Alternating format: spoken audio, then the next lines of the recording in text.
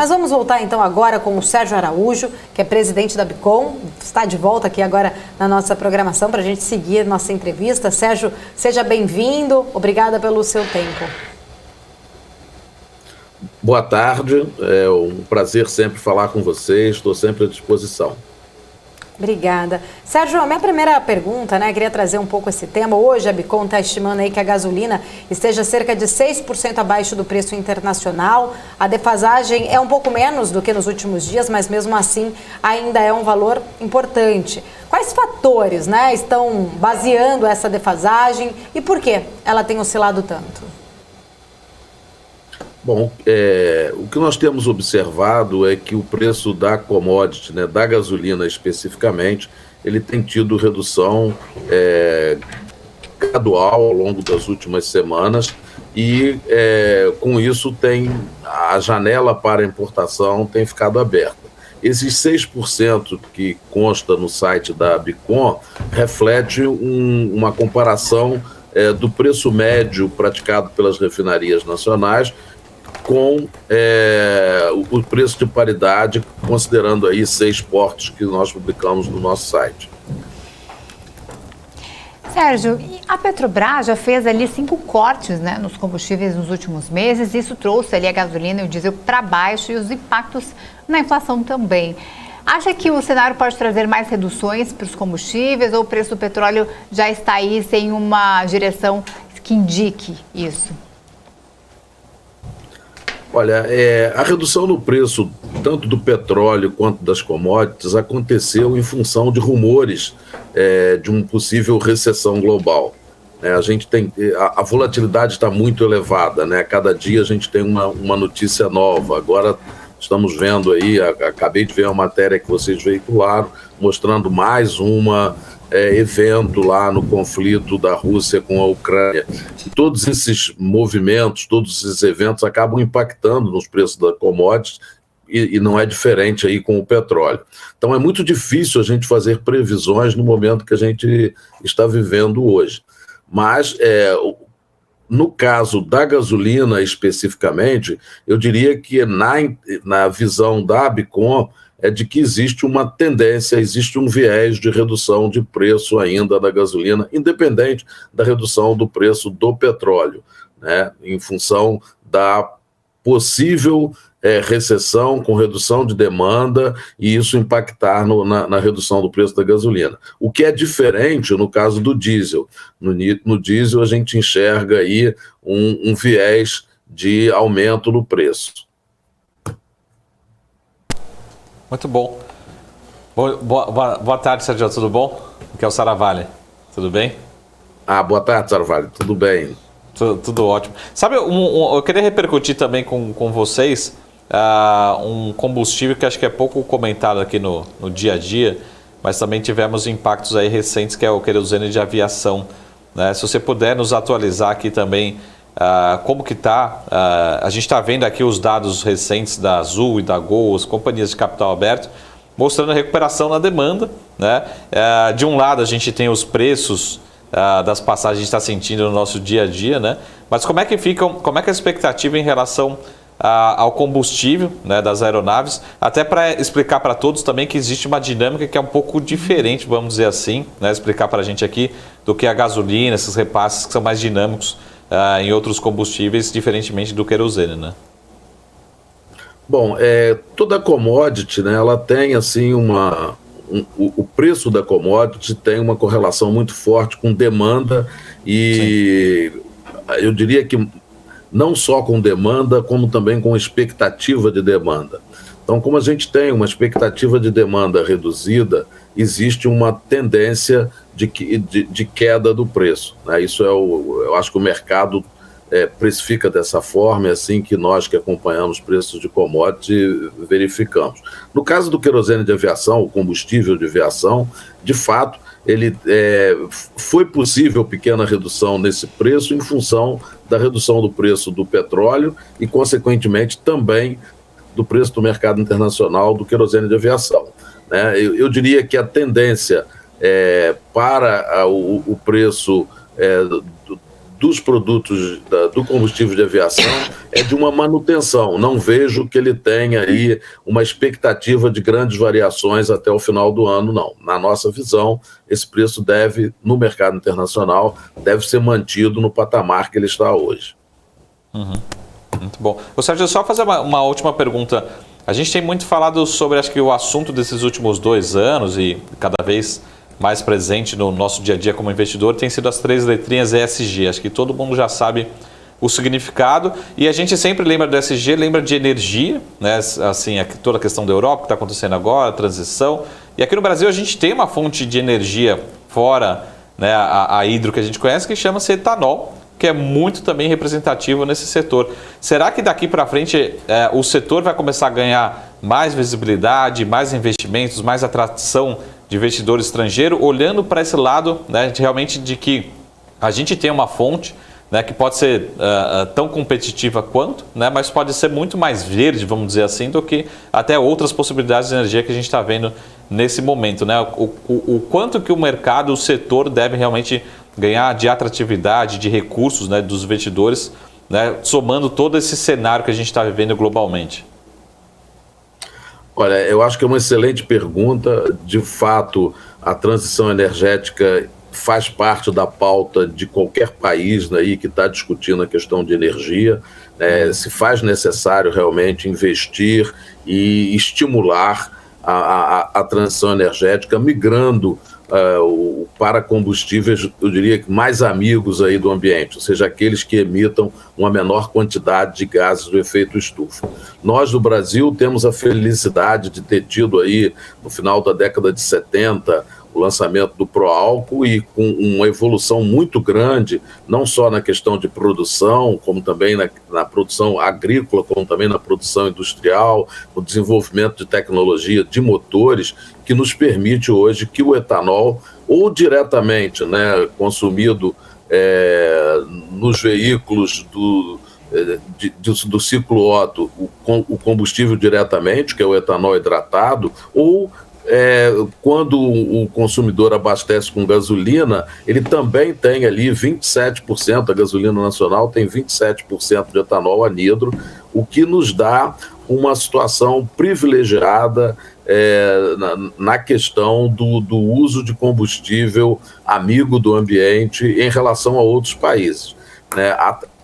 Isso não é assim, um motivo para que exista uma acomodação. A gente já tem uma matriz energética de transporte bastante limpa, não só de transporte, né? Eu citei transporte, mas a matriz energética brasileira como um todo, considerando também a participação da hidroeletricidade, ela já é bastante diferenciada e eu diria que muito melhor do que a média mundial, mas o fato da gente estar nessa situação privilegiada não nos permite acomodação. Acho que se faz necessário continuar aí com os esforços, com as pesquisas, estudos e programas que motivem o consumidor a utilizar os combustíveis mais amigos do ambiente. E o etanol, como você colocou, sem dúvida, é o combustível, eu diria que é o combustível brasileiro aí, em que a gente deve estar apostando e incentivando o seu consumo. Uhum. Sérgio, da última vez que você veio aqui, a gente comentou em relação ao novo presidente da Petrobras, né? Agora um pouco mais sobre política. Você acreditava que o novo presidente não deveria mudar ali a política de preço, não iria mudar, mas depois disso, a gente viu que houve mudanças, né? Várias quedas ali em relação ao combustível, também baseado na queda do petróleo, né? Mas em relação à gestão ali de Caio Paes de Andrade, está alinhada com o que já vinha sendo feito na Petrobras? Olha, eu vejo o seguinte, não houve uma mudança na política de preço da Petrobras com a mudança do presidente, né? O que a gente está observando de redução de preço nas últimas semanas, desculpem, mas essas reduções... Perdão, vou beber um pouco de água aqui. Claro, fica à vontade. Esse tempo essas reduções de preço não são fruto de mudança na política de preço da Petrobras. Essas reduções que a gente tem observado, estão acontecendo em função de uma queda na taxa cambial e também, né, e principalmente, eu diria, na queda do preço das commodities. Isso que permitiu as reduções de preço. E não foi mudança, o fato de ter saído o José Mauro e entrado o presidente Cás Paz de Andrade, não é o motivo da redução dos preços, não.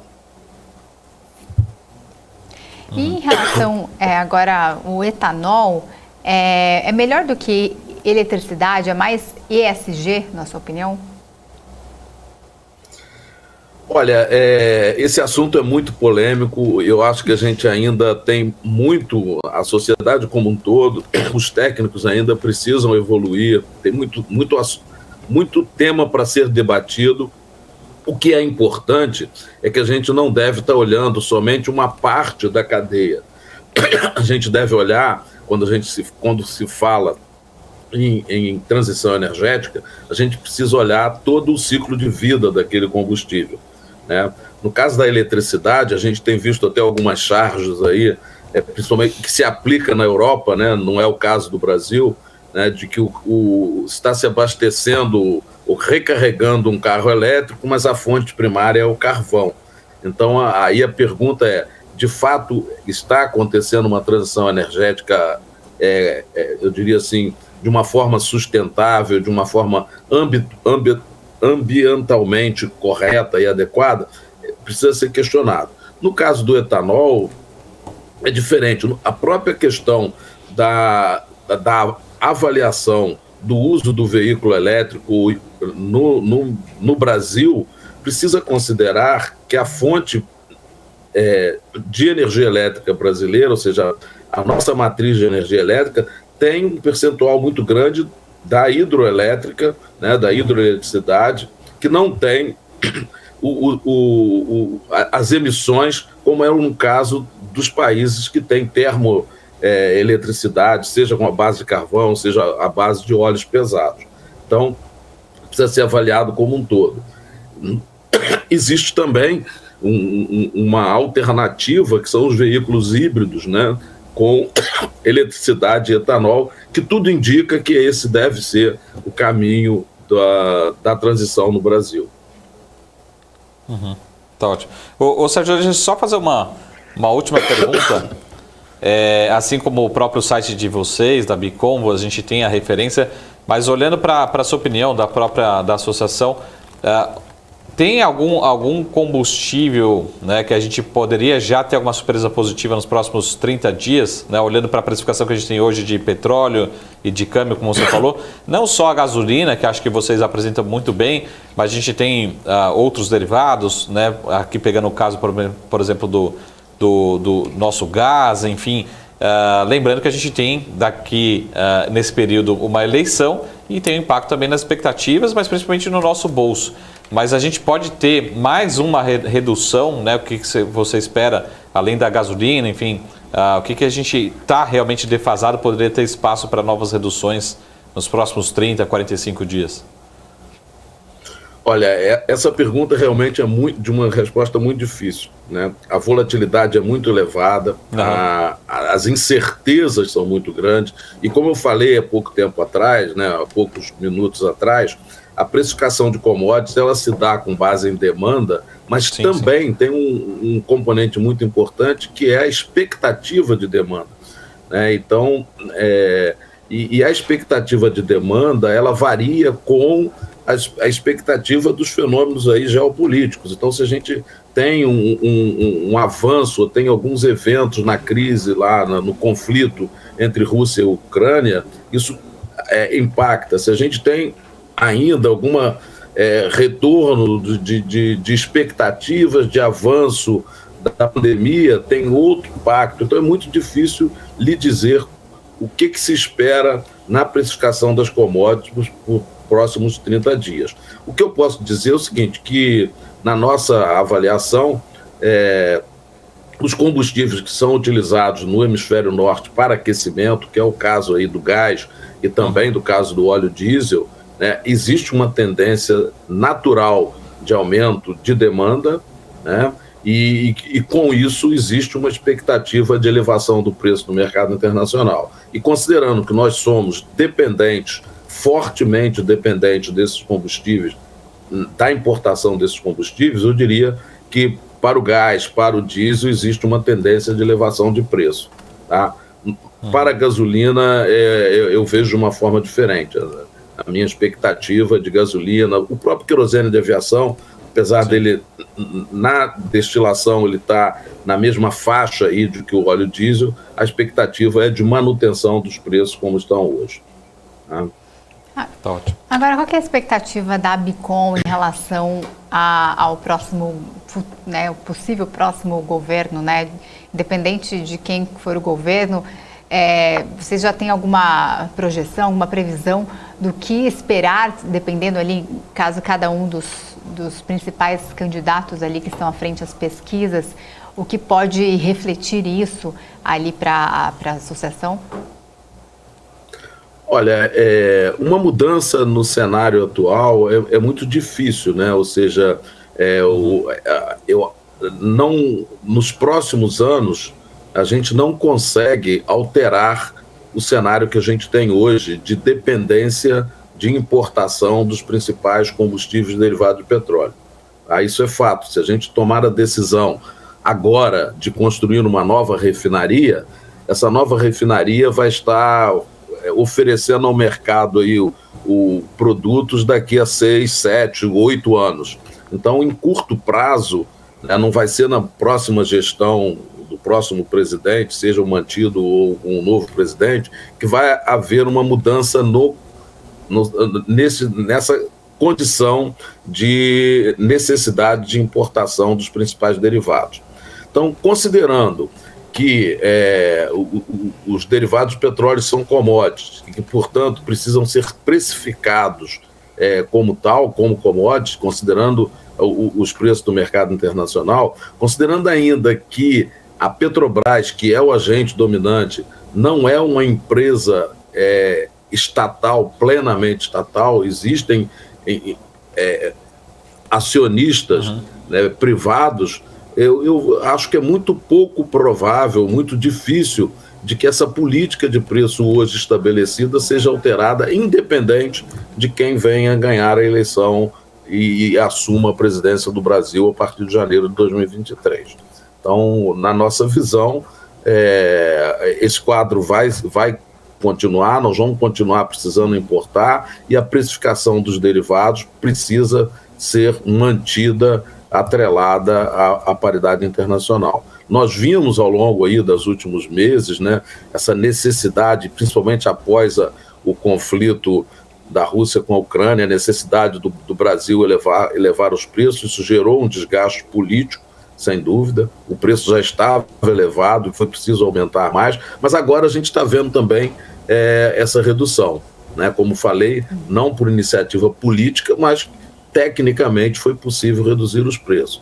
O que a gente espera é que os preços do petróleo retornem aí para uma faixa razoável, da ordem de 50, 60 dólares o barril, que a gente com isso possa reduzir os preços dos derivados no mercado internacional e, consequentemente, também aqui no nosso país.